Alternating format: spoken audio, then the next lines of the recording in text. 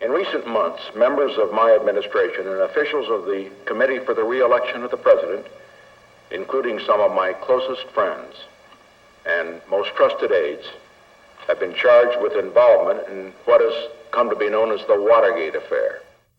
The Watergate affair began in June of 1972 with a break-in in the offices of the Democratic National Committee in the Watergate apartment house.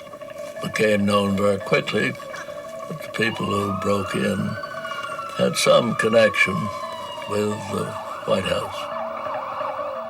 Evidence came to light suggesting that the responsibility was quite high in the White House.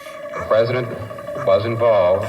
I had no prior knowledge of the Watergate break-in.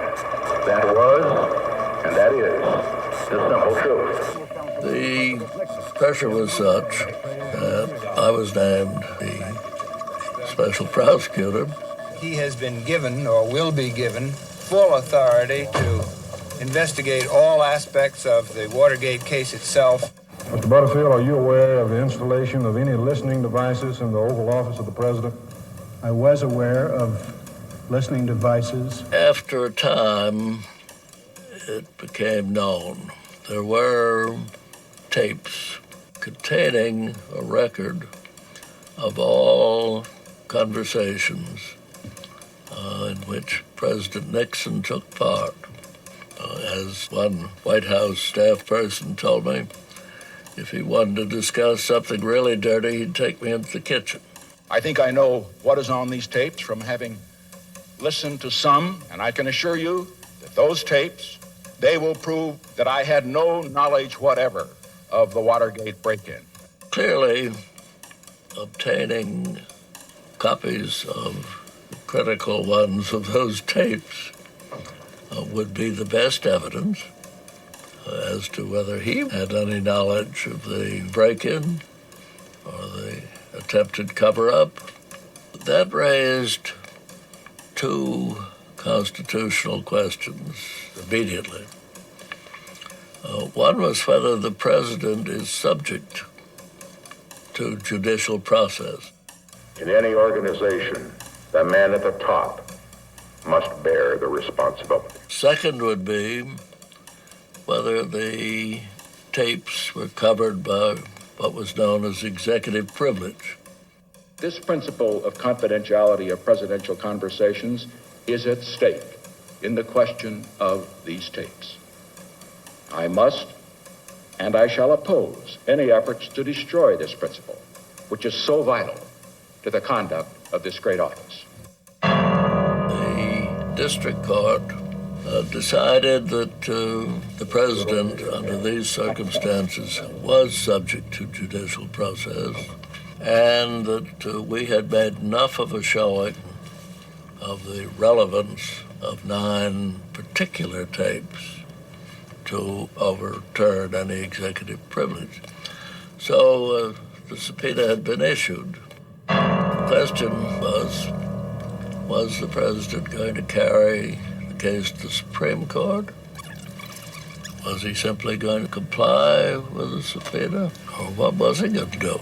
If I were to make public these tapes, containing as they do blunt and candid remarks on many different subjects, the confidentiality of the office of the president would always be suspect from now on. He announced that he was not going to comply with the subpoena. That's enough. And when I said I would continue to seek evidence using judicial procedures, he said I was fired. Elliot Richardson, the Attorney General, who alone had the power to write the letter dismissing me, resigned rather than do it. The Deputy Attorney General, Mr. William Ruckelshaus, also resigned. I really had no recourse but to refuse to carry out the directive and to resign. But Mr. Robert Bork became the next in line, the acting Attorney General, did fire me. as a result of the so-called Saturday Night Massacre, the people did, quote, rise up. Mr. Sarbanes. Aye. The Congress made clear that they rejected, wouldn't tolerate President Nixon's action.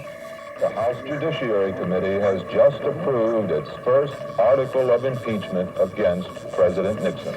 And he was forced to comply with the subpoena because the ultimate resolution of the whole Watergate affair came with President Nixon's resignation.